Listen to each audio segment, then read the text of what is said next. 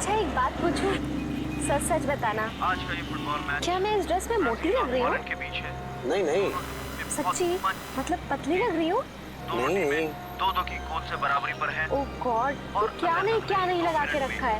तुम मेरी बात सुन भी रहे हो या नहीं? जाना, तुम बहुत अच्छी लग रही हो। देखना पार्टी में सब तुम्हारी ही तारीफ करेंगे। ब्राजील के खिलाड़ी बहुत तगड़ा। अरे ये क्या लगा रखा है फुटबॉल कमेंट्री? बंद करो यार, सॉन्ग लगा दो। प्लीज शिखा, तुम्हें पता है जो हॉलैंड का कितना इंपॉर्टेंट मैच है?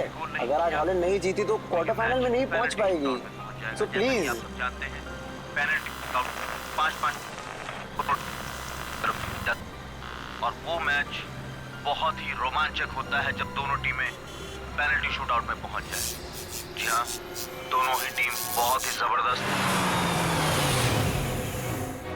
ये कार को अचानक क्या हो गया? जरूर तुम पेट्रोल भरवाना भूल गए होगे। नहीं, कल ही तो मैंने टैंक फुल करवाया था।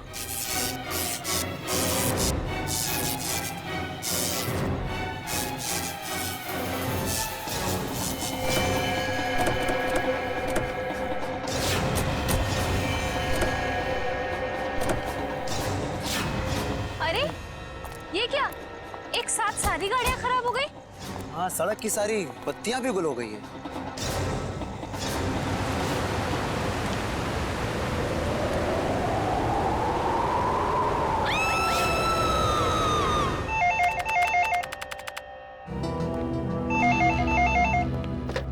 Hello, CID bureau. क्या? कब से? ठीक है, हम लोग देखते हैं। क्या हुआ सर? किसी महेश का फोन था, कह रहा था उसका बेटा रोहित कल रात से घर से गायब है। आप लोग सीआईडी से? जी हाँ, आप लोगों ने हमें फोन किया था। हाँ जी जी। प्लीज प्लीज मेरे बेटे को ढूंढ लीजिए। प्लीज आप रोइए मत। क्या हुआ कि आपके बेटे को? कल रात हम अपने रिश्तेदार के यहाँ गए थे, तब हमारा बेटा रोहित यही घर पे ही था, मगर सुबह जब हम यहाँ लौटे तो देखा वो यहाँ नहीं है। घर का पूरा कोला कोला चाल मारा। चुप हो जाओ। मगर हमारा बेटा। आप लोग रात भर रिश्तेदारों के यहाँ ही रुके रहे? हमारे फूफा जी की तबीयत ठीक नहीं थी, इसलिए हमें वही रुकना पड़ा। कल रात कितने बजे गए थे आप लोग यहाँ घर से, और आज सुबह कितने बजे लौटे? हम लोग करीब रात में 9 बजे गए थे और सुबह 8-9 बजे आए थे वापस। तो करीब 12 घंटे तक आपका बेटा, क्या नाम बताया? रोहित। रोहित। 12 घंटे तक आपका बेटा घर में अकेला था? नहीं साहब, वो अकेला नहीं था, मैं थी उसके साथ। 12 बजे तक अपने रूम में ही था रोहित। फिर मैं सोने चली गई और फिर जब मैं सुबह उठी तो वो घर पर नहीं था। आप कौन? ये नीलम हमारी गैर मौजूदगी में रोहित का ख्याल यही रखती है। आपने कोई आवाज नहीं सुनी चीखने चिल्लाने की? नहीं साहब, मैंने कोई आवाज नहीं सुनी। रात के समय सब दरवाजे बंद किए थे, फिर पता नहीं कोई कैसे अंदर आ गया। जरा रोहित का कमरा देख सकते हैं? आइए आइए सर, आइए। यही है रोहित का कमरा।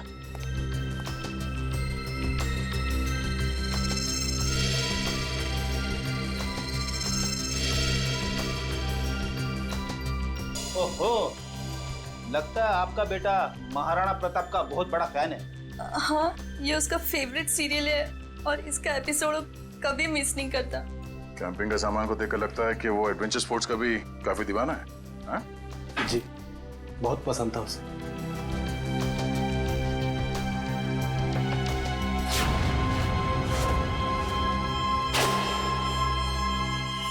कल रात की खिड़की खुली थी या ऐसे ही? जैसा कि साहब बताया था कि रात को खिड़की दरवाजे बंद ही रहते हैं। मगर अब ये खिड़की खुली है, इसका मतलब रोहित को जो भी यहाँ से लेके गया है वो इसी खिड़की से बाहर लेके गया।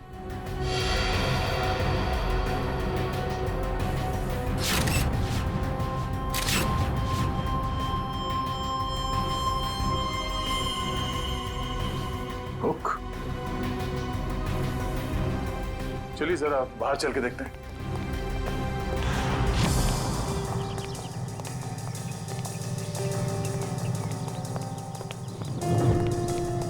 सर, जूतों के निशान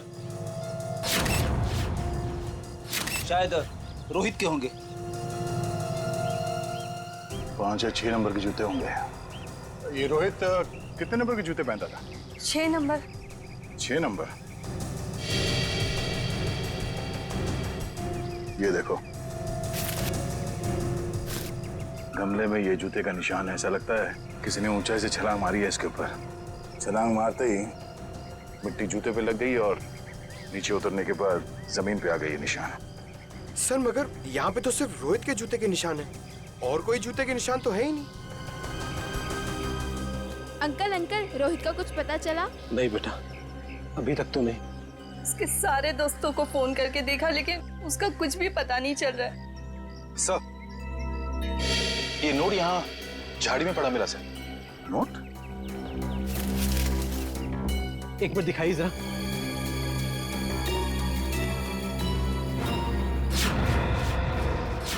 ये कैसे हो सकता है? ये तो मेरा लकी नोट है। इसे तो मैं हमेशा मेज की ड्रॉअर में रखता था।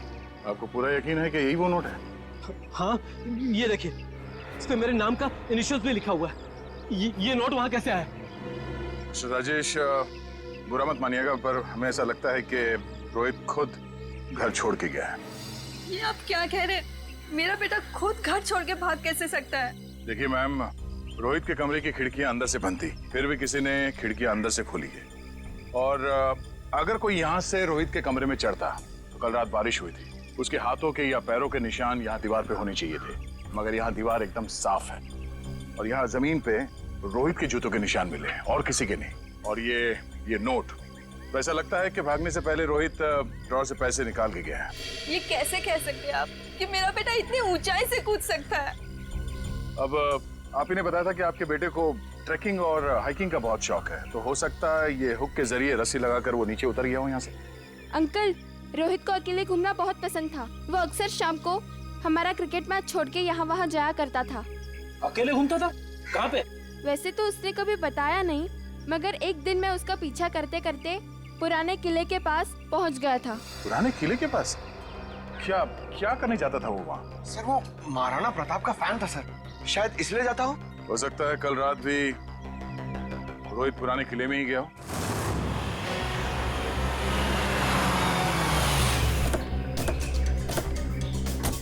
मुझे तो लगता है सर, ये रोहित महाराणा प्रताप का बहुत बड़ा दीवाना है, इसीलिए वो यहीं पे खेलने आता होगा। हाँ फ्रेडी, वो सब तो ठीक है, लेकिन इतनी रात को यहाँ क्यों आया होगा? जरूर कुछ ना कुछ तो है यहाँ पे। हाँ ये तो है सर। वो देखिए, ट्री हाउस। इसका मतलब ये ट्री हाउस रोहित ने अपने खेलने के लिए बनाया होगा। चलो देखते हैं। करण, जरा ऊपर जाके देखो। सर। मयूर, आसपास देखो।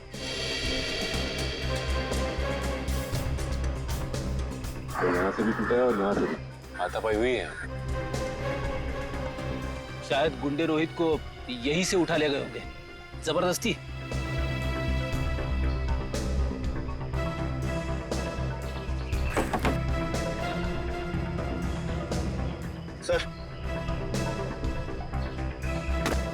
सर ये कुछ बुक्स मिली है, सबकी सब महाराणा प्रताप के बारे में।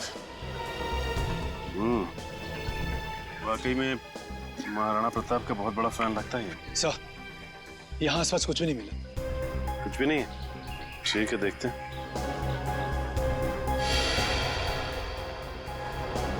ये क्या? ये देखो, ये रोहित ने इस पेज पे निशान लगाया हुआ है। जरूर कुछ तो खास है इस पेज पे। इस पन्ने पे तो महाराणा प्रताप की तलवार के बारे में लिखा हुआ है। महाराणा प्रताप की तलवार? बड़ी परसों मैंने न्यूज़पेपर में पढ़ा था कि महाराणा प्रताप की तलवार शहर के पुराने म्यूजियम में रखी जाने वाली है, चिम्मा म्यूजियम में। हो सकता है कुछ ना कुछ इस चिम्मा म्यूजियम में ही है। जाना पड़ेगा वहां पे। Hello hello hello, ambulance, hello. यहाँ पे इतनी भगदड़ क्यों मची? अंदर चल के देखते हैं। एम्बुलेंस, चिम्मा म्यूजियम से बात कर रहा हूँ, जल्दी आइए। आप? हम लोग सीआईडी से। बहुत देर कर दी आपने आने में। वो तो कब के भाग गए। भाग गए? कौन भाग गया? वही जिन्होंने म्यूजियम में डाका डाला। डाका? जी हाँ, और महाराणा प्रताप की शाही तलवार लेकर भाग गए। महाराणा प्रताप की तलवार? इस रोहित ने भी अपनी किताब में महाराणा प्रताप की तलवार पर निशान लगाया था। आप ये बताइए कि आप इसे जानते हैं, इसे देखा है कहीं? नहीं, क्यों? क्या ये बच्चा कुछ जानता है? अभी हम कुछ कह नहीं सकते, लेकिन हो सकता है। बहुत दर्द हो रहा है। प्रकाश, घबराओ मत, एम्बुलेंस को फोन कर दिया है, बहुत जल्दी आ जाएगी। आपका घाव ज्यादा गहरा नहीं है, आप ठीक हो जाएंगे। एम्बुलेंस आ रही है। आप ये बताइए कि आप में से किसी ने भी उन लुटेरों के चेहरे देखे? नहीं साहब, उन लोगों ने अपने चेहरे पर नकाब पहना हुआ था। नकाब पहना? साहब मैंने एक लुटेरे को गोली मार दी, वहां पर आया। हिम्मत रखो बेटा, आ रहे डॉक्टर आ रहे।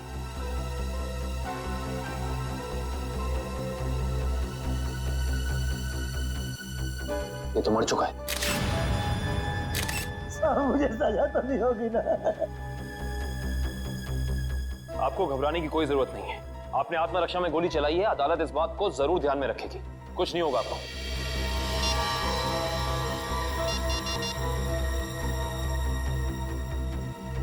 ये फोन मिला है, पासवर्ड मांग रहा है। एक काम करो निखिल, इसे हैकर के पास भेजो और चेक करो कि इस फोन के अंदर है क्या, सब कुछ। सर, तलवार की चोरी में और बच्चे रोहित के गायब होने में कुछ तो संबंध हो सकता है। ऐसा हो सकता है जब रोहित अपने ट्री हाउस में होगा तो उसने इन लुटेरों का सारा प्लान सुन लिया होगा और इसी वजह से वो उसे उठाकर ले गए। सर, आवंश, सर ये देखिए। ये क्या है? सफेद पाउडर।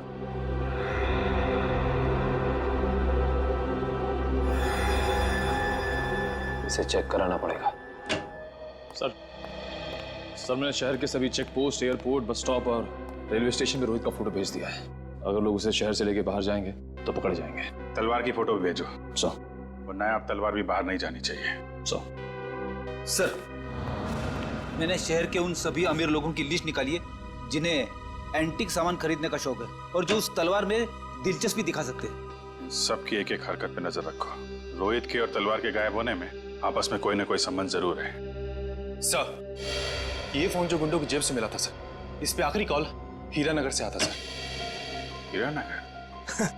फिर तो भाई आप लोगों को हीरानगर की हर एक मार्बल शॉप पर जाना चाहिए। मार्बल शॉप में क्यों डॉक्टर साहब? मार्बल शॉप पर इसलिए क्योंकि मरने वाले के बालों पर आपको जो सफेद रंग का पाउडर मिला है ना, वो और कुछ नहीं है, मार्बल का चूरा है। मार्बल का चूरा? फिर तो हीरानगर की संगमरमर की दुकानों में एक चक्कर लगाना ही पड़ेगा। सर, आज ना तो संडे है, ना कोई त्योहार है, फिर ये मार्बल का गोडाउन बंद क्यों पड़ा है? कोई है ही नहीं यहाँ पे। क्योंकि शायद उन्हें भनक लग गई थी कि सीआईडी आने वाली है। हाँ? लगता है यही कहीं चिपके बैठे होंगे। ढूंढो जरा।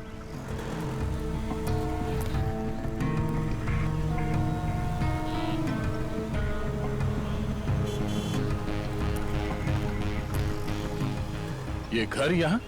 चलो अंदर देखते हैं।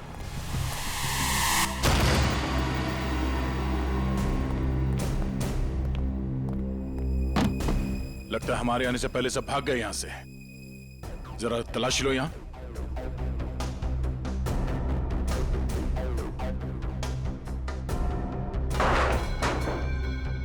सर, यहाँ पे तो मेज और कुर्सी के अलावा कुछ भी नहीं है। लगता है सारे सबूतों के साथ वो लोग भाग गए।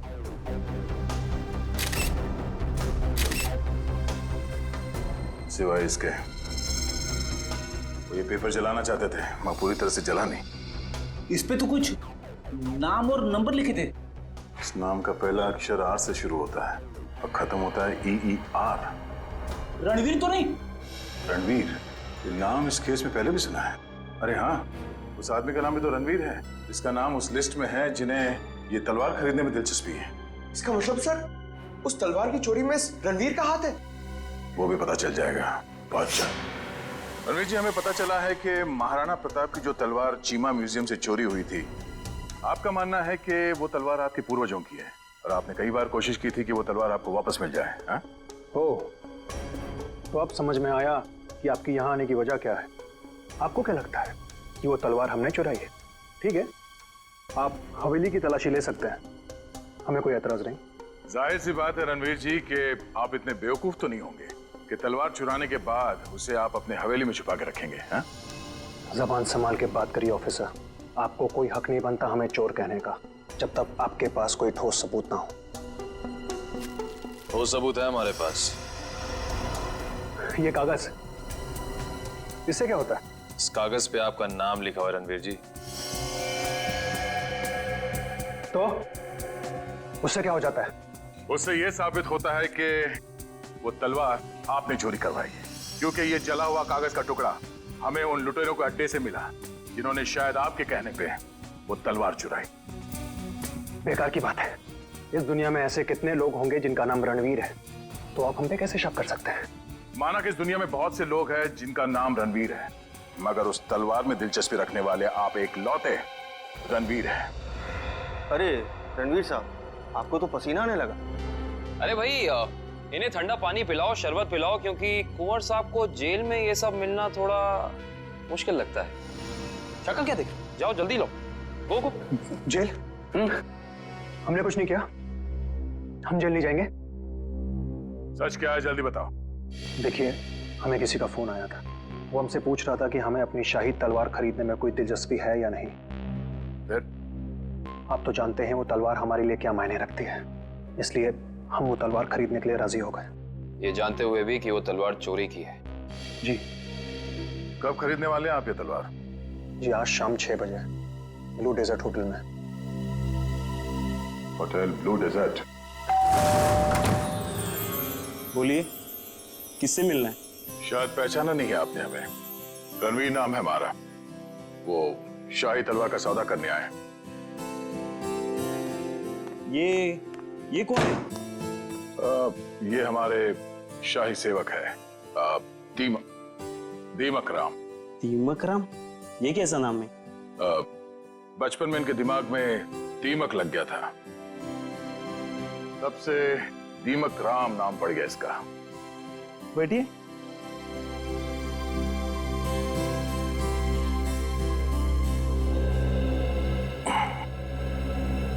आपकी तारीफ? शाही तलवार की कशिश इन्हें भी यहाँ खींच लाई, पर आप दोनों में से जो ज्यादा मोटी रकम देगा तलवार उसकी। ज्यादा मोटी रकम तो हम ही देंगे, खानदानी रईस जो ठहरे। वैसे वो शाही तलवार कहीं दिख नहीं रही। हर हसीन चीज को देखने का एक मुहूर्त होता है, और वो मुहूर्त तभी आएगा जब पैसा हमारे अकाउंट में आएगा। सही बात है, सही बात है। आप रणवीर जी हैं? कोई शक? लगता है आपने हमें पहचाना नहीं। हम वनराज, आपके और हमारे पिताजी बचपन में मित्र हुआ करते थे। अच्छा अच्छा, वो हो सकता है। वो मेरी याददाश्त थोड़ी कमजोर है। काफी बदले बदले नजर आ रहे हैं आप। खैर, लेकिन आप ये मत सोचिएगा कि पुरानी दोस्ती की खातिर हम ये शाही तलवार आपको ऐसे ही ले जाने देंगे। ये शाही तलवार तो हम ही लेके जाएंगे वनराज जी, आप बस बोली लगाई। 30 लाख, 40 लाख, 50 लाख, करोड़। 1 करोड़?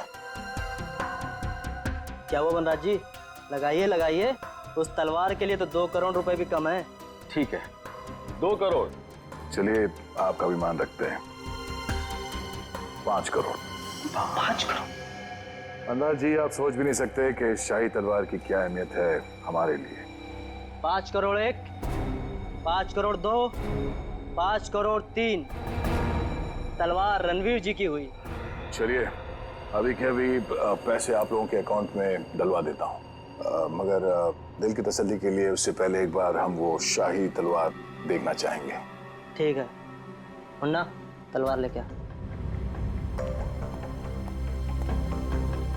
वैसे आपने ये सही नहीं किया। ये तलवार तो हमारे खानदान के भी बहुत करीब हुआ करती थी। वनराज जी, आपने वो कहावत सुनी है, एक म्यान में 2 तलवारें नहीं रह सकती। उसी तरह एक तलवार का 2 खरीदार नहीं हो सकता, सिर्फ एक ही खरीदार होता है। ये रही शाही तलवार।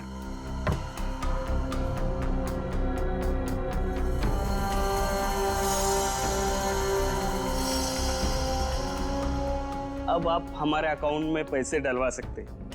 बिल्कुल।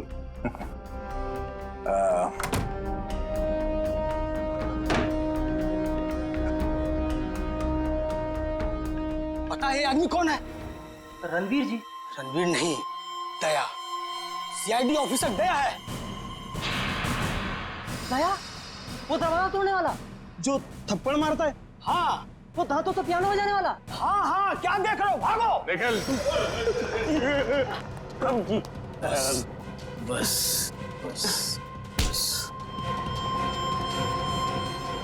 अब आ गए तुम दया के हाथ में। दरवाजा तोड़ने वाला, थप्पड़ मारने वाला, दांतों से पियानो बजाने वाला। हाँ? तो तैयार हो जाओ पियानो बजवाने के लिए। हाँ? रोहित कहाँ है? मुझे कुछ पता नहीं है सर। वो तलवार किसके कहने पे चढ़ाई तूने? कुछ याद नहीं है। याद नहीं है? रेडी, जरा मदद करो इनको याद करने में। ये लीजिए सर, नेक काम में देरी कैसी। डॉक्टर साहब आप यहाँ पे? हाँ यार, एक बहुत जरूरी खबर देनी है। वो महाराणा प्रताप की जो तलवार थी, जो म्यूजियम से चुराई गई थी, वो तलवार नकली है। क्या नकली है? तेरे चेहरे का रंग तो बिल्कुल नहीं बदला। तो जानता था वो तलवार नकली है? ना, मुझे मालूम था कि वो तलवार नकली है। तो नकली तलवार तूने चुराई क्यों? किसी के कहने पे चुराया साहब। किसके कहने पे? वो देख, यहाँ पे अगर इन सब ने थोड़ी थोड़ी मेहनत की तुझे याद दिलाने में, तो तेरा क्या हश्र होगा मैं कह नहीं सकता। भला इसी में चुपचाप बता दे, तलवार किसके कहने पे चुराई? वो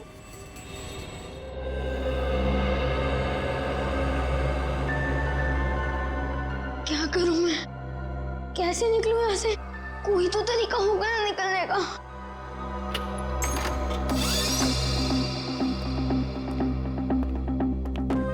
ले, खाना खा ले।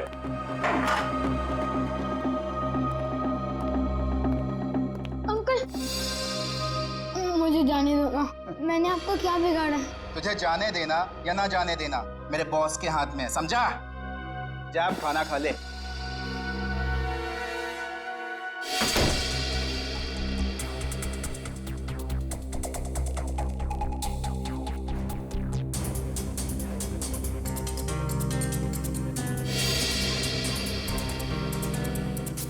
क्या करूं?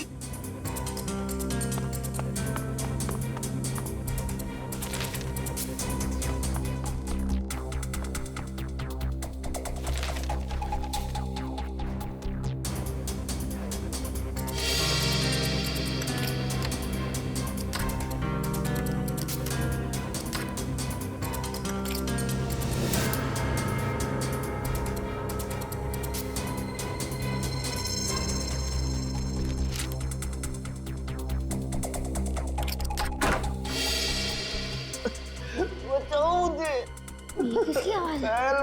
लगता है उन लोगों ने किसी और को भी कैद करके रखा है। कोई बचाओ मुझे। अंकल आप कौन हो? तुम कौन हो? मैं रोहित। इन लोगों ने मुझे भी आह्वान के रखा था। बेटा मुझसे बहुत बड़ी गलती हो गई। अंकल कैसी गलती? हमें बताने का वक्त नहीं। अगर मैं यहाँ से बाहर नहीं निकला तो तुमसे हर तरफ तबाही तबाही होगी। तो अंकल चलो। नहीं, यहाँ से नहीं। बाहर उन लोगों ने पहरा लगा रखा हो। ये भी ठीक है। खिड़की से? बेटा मगर हम लोग दूसरे माले पे। चद्दरें? तो अंकल ये चद्दरें कब काम आएगी? चलो अंकल जल्दी।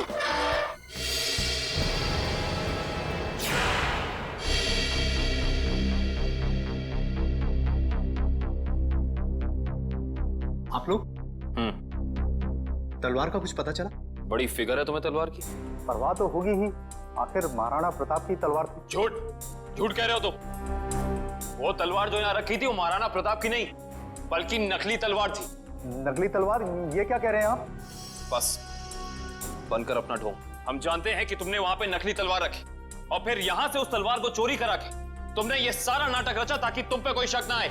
देखिए, आपको इस तरह से मुझ पर बेबुनियाद इल्जाम लगाने का कोई हक नहीं है।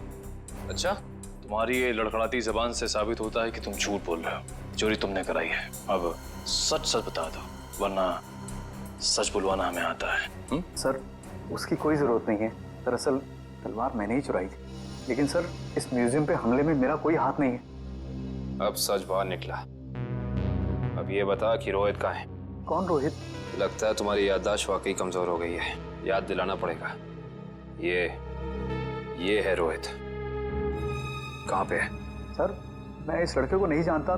देखिए, मेरा सिर्फ इतना ही कसूर है कि मैंने तलवार चुराई थी सर, मैंने और कुछ भी नहीं किया है, प्लीज। इस बूढ़ा को पता था कि तलवार नकली है, तो फिर उसने तलवार चोरी क्यों कराई? इसकी सिर्फ एक ही वजह हो सकती है, वो यहाँ तलवार नहीं बल्कि कुछ और चोरी करने आए थे।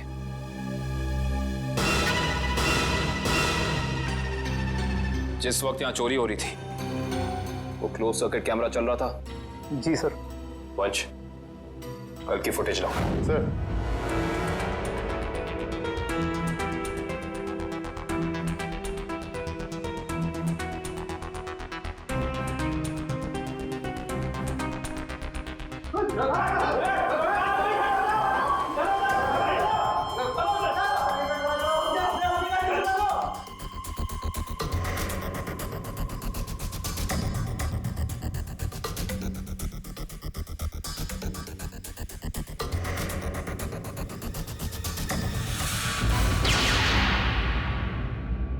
ये देखा तुम लोगों ने?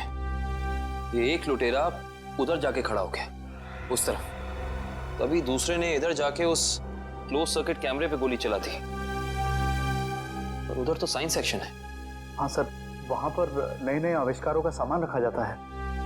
नए आविष्कार? इधर आओ।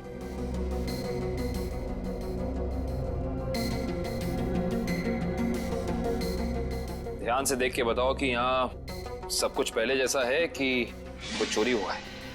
नहीं सर, सब कुछ ठीक दिख रहा है।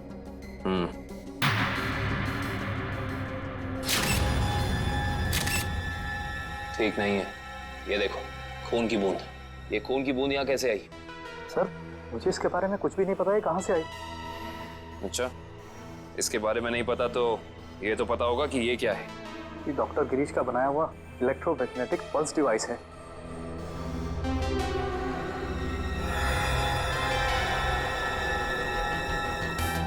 ये देखिए, पूरा डिवाइस बदला गया है। वो लुटेरे असली डिवाइस ले जाके नकली डिवाइस रख दिया। इस डिवाइस में ऐसी क्या खास बात है? सर, ऐसा कुछ भी खास नहीं है इसमें। कुछ तो खास है, वरना वो यहाँ नहीं खड़ा होता। ये डिवाइस तुम्हें डॉक्टर गिरीश ने खुद ला कर दिया था? नहीं सर, उनकी तो मौत हो चुकी है। उसका बेटा है नितिन, उसने दिया था। इंटरेस्टिंग। इस नितिन का एड्रेस देना जरा।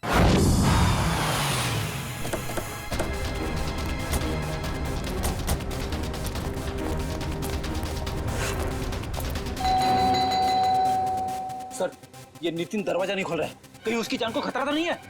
अंदर चल के देखते हैं। नितिन! नितिन! नितिन! लगता है यहाँ हाथापाई हुई है। जरा घर की तलाशी लो, जल्दी। नितिन!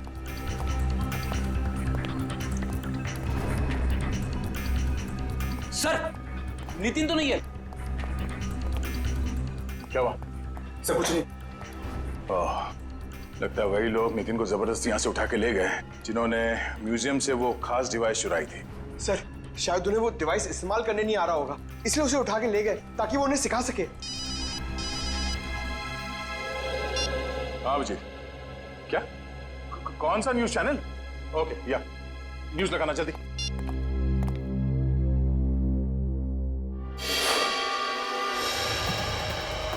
नमस्कार भाइयों और बहनों, मुझे ये बताते हुए बेहद खेद महसूस हो रहा है कि इस धरती पे आप सबकी जिंदगी गिनी चुनी ही बची है। ना सिर्फ ये शहर बल्कि ये पूरा देश जल्द ही एक कब्रिस्तान में बदल जाएगा, जहां हर तरफ लाशें ही लाशें होंगी, हर तरफ मौत ही मौत छाई रहेंगी।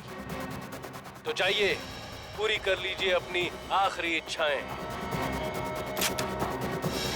क्योंकि वक्त आपके पास बहुत कम है। सर, ये आदमी कौन है जो पूरे देश को खुलेआम धमकी दे रहा है?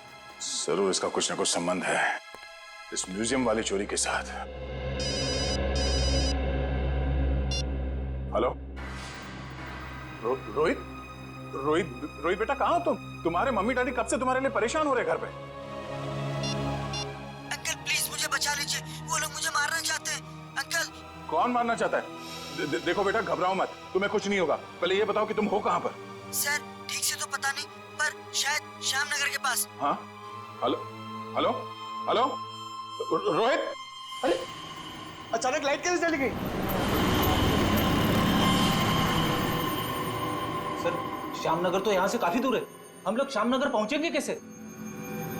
ये फोन तो जैम हो गया। हमें किसी भी तरह अभिजीत को कांटेक्ट करके उसे बताना होगा ताकि वो जल्द से जल्द श्यामनगर पहुंच सके। चलो।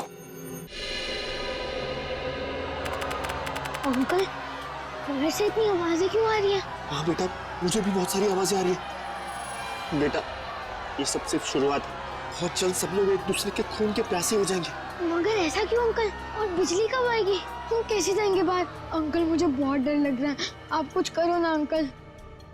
नहीं नहीं बेटा, डरो मत। मगर रोहित, ये कोई मामूली पावर कट नहीं है। आधे शहर का बिजली का सामान नष्ट हो चुका है। एक इलेक्ट्रोमैग्नेटिक पल्स रेडिएशन की वजह से फोन, प्लेन्स, कार्स, कंप्यूटर्स कुछ भी काम नहीं करेंगे। लेकिन किसने किया ये सब और कैसे हुआ? बेटा, कुछ हद तक इस सब का जिम्मेदार मैं भी हूँ। अगर मैंने थोड़ी सी हिम्मत दिखाई होती ना, तो आज ये सब नहीं होता। कुछ नहीं अंकल, एक काम करते हैं, हम महाराणा प्रताप को याद करते हैं। हम दोनों को बहुत शक्ति मिलेगी, बहुत हिम्मत मिलेगी, और सीआईडी अंकल भी पहुंचते ही होंगे। हम चलो ढूंढो उन्हें, देखो यही कहीं छुपे होंगे। जल्दी जल्दी। वो बुरे लोग पहुंच गए हमारा पीछा करते करते। अब हम क्या करेंगे? बेटा, हमें कुछ ना कुछ तो करना पड़ेगा। क्या करें हम? तुम सुनो मेरी बात, सुनो। तुम यहाँ से भाग जाओ, मैं यहाँ पर रुक के उनका सामना करता हूँ। नहीं अंकल, मैं आपके साथ ही रहूंगा, और वैसे भी सीआईडी अंकल पहुंच ही रहे होंगे। नहीं बेटा, तुम मेरी बात सुनो। तुम यहाँ से जाओ, मैं आपके साथ ही रहूंगा। तो हम क्या करें? अंकल एक सेकेंड। बेटा संभाल के। बेटा, रोहित।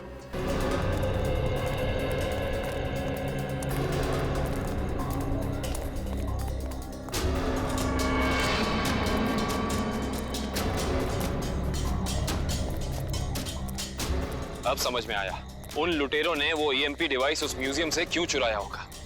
क्यों चुराया होगा सर? ताकि वो इस शहर को ऐसे अंधकार में डाल सके वंश। यही प्लान था उनका। इस मुश्किल से इस शहर को निकालने का रास्ता ढूंढना पड़ेगा।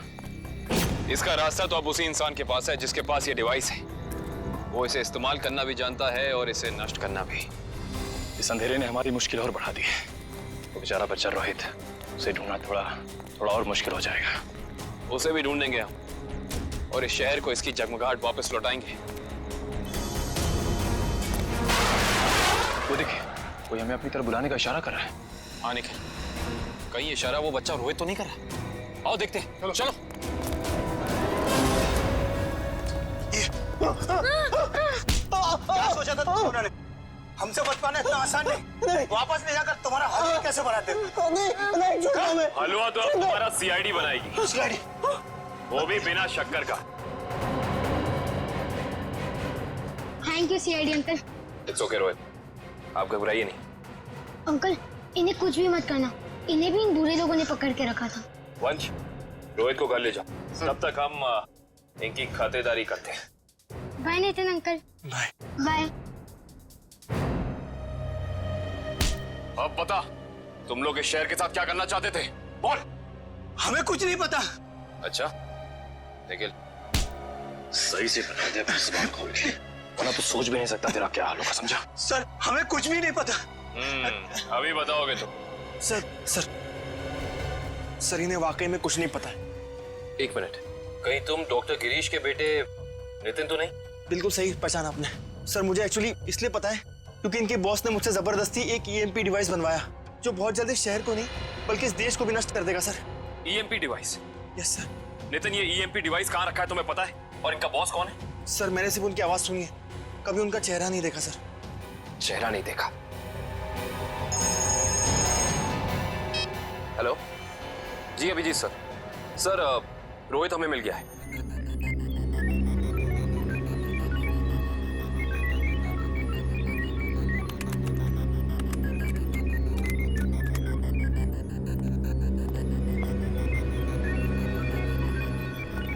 जल्दी करो, अगले 10 मिनट में सारे हवाई जमीन पे होने चाहिए।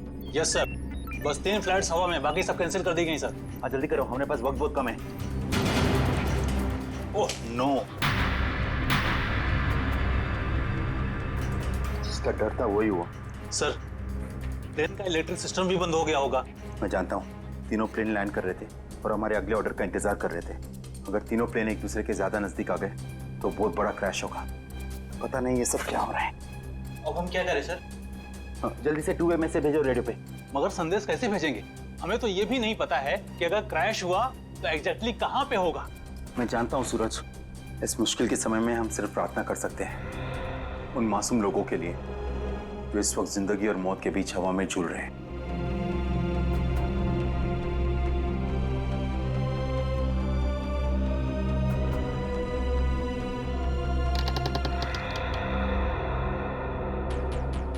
सर यही वो जगह है जहां उस डिवाइस पे मुझे काम करने के लिए लाया गया था, जिससे ईएमपी ब्लास्ट हो।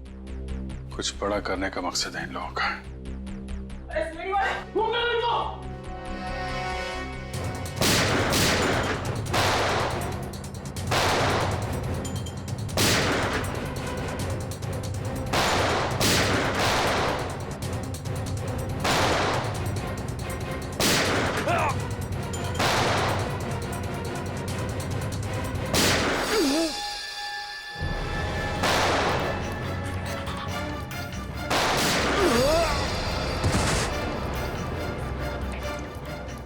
सर कंट्रोल रूम उस तरफ है।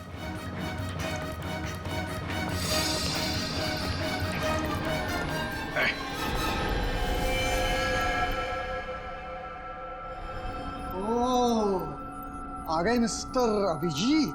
तो तुम हो इस सब के पीछे हैं? हाँ मैं हूं मैं।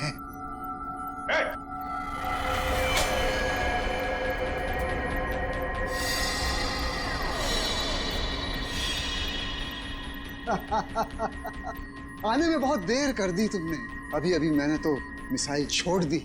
अब थोड़ी ही देर में इस देश के सारे सैटेलाइट्स नष्ट हो जाएंगे और चारों तरफ छा जाएगा अंधेरा ही अंधेरा और हो जाएगी तबाही ही तबाही। क्या मिलेगा तुम्हें ये सब करके? इस मिसाइल को रोक दो इसे। कोई तो तरीका होगा इसे रोकने का। मेरे पास है ना तरीका, मेरे पास है। आई नो मेरे पास है तरीका, लेकिन वो तरीका मेरे मरने के बाद मेरे साथ ही खत्म हो जाएगा।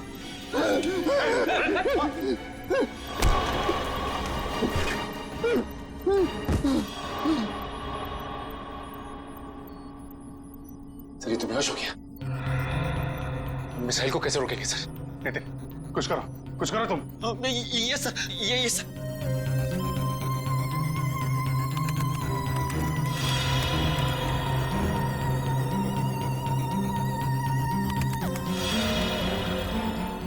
सर मुझे कुछ समझ में नहीं आ रहा है। 45 सेकंड बचे हैं, कुछ करो जल्दी तुम। सर एक तरीका है, अगर मैं इस मिसाइल को सेल्फ डिस्ट्रक्ट कर सकूं तो कुछ बात बन सकती है। मतलब मिसाइल अपने आप को नष्ट कर दे अपनी शक्ति से। ये सर ऐसे कुछ।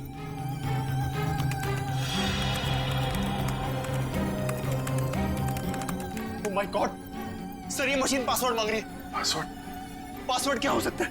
पासवर्ड तो आदमी से रिलेटेड कुछ होता है। उसका phone number, mobile number, date of birth, उसका नाम। सर इसका नाम विनोद है। ये सर जल्दी करो, 30 सेकंड बाकी है।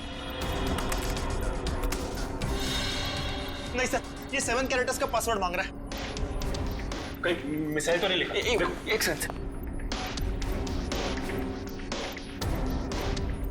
नो सर ये भी नहीं है। जल्दी करो।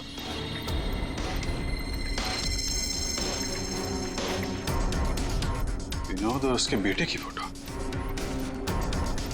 शेखर अपने 21वें जन्मदिन पे। शेखर टाइप करो जल्दी।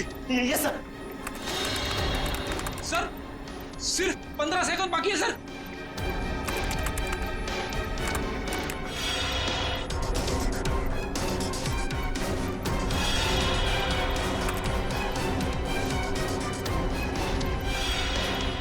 हो गया सर, सर हो गया। ओह माय गॉड सर हो गया।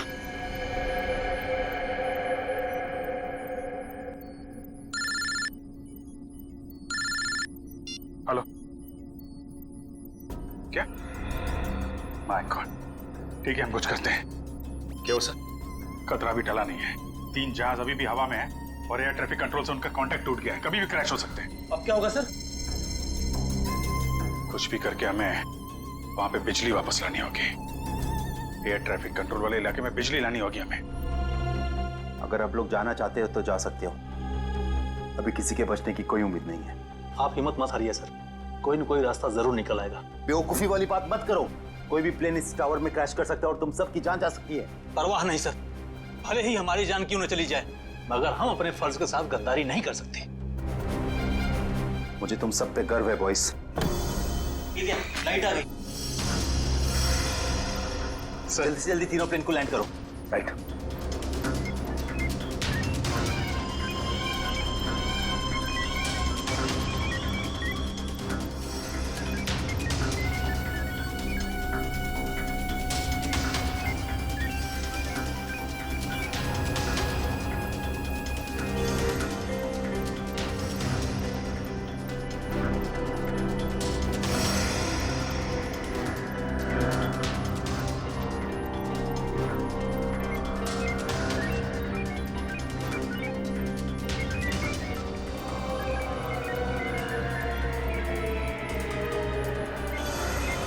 सर, प्लेन की सफली लैंडिंग हो चुकी sir. Very good, good job boys, good job.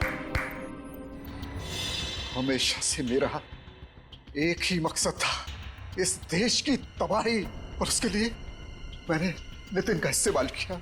मैंने उससे एक ऐसा शक्तिशाली इलेक्ट्रोमैग्नेटिक पल्स वाला डिवाइस बनवाया जो क्या कर सकता है वो तो आप सब लोग देख ही चुके हैं।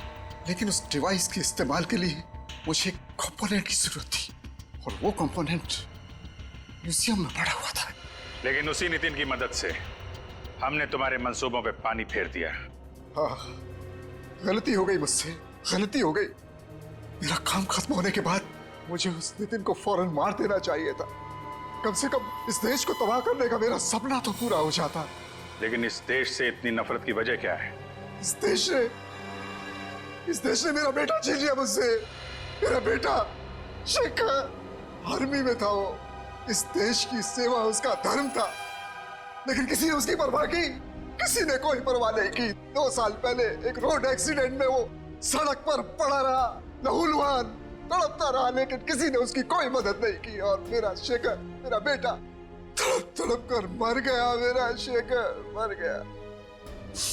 अब आप ही बताइए, मेरा वो बेटा जो अपनी देश के लिए जान देना चाहता था, क्या ऐसी बात का हकदार था वो? बताइए ना।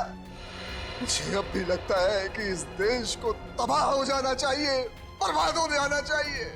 शेखर के साथ जो कुछ हुआ उसका अफसोस है हमें, लेकिन कुछ बुज़दिल लोगों की सजा पूरे देश को देना, ये कहां का इंसाफ है? तुम्हारे साथ क्या करना है इसका फैसला तो अब अदालत ही करेगी। For more updates, subscribe to our channel, click the show links and enjoy watching the videos.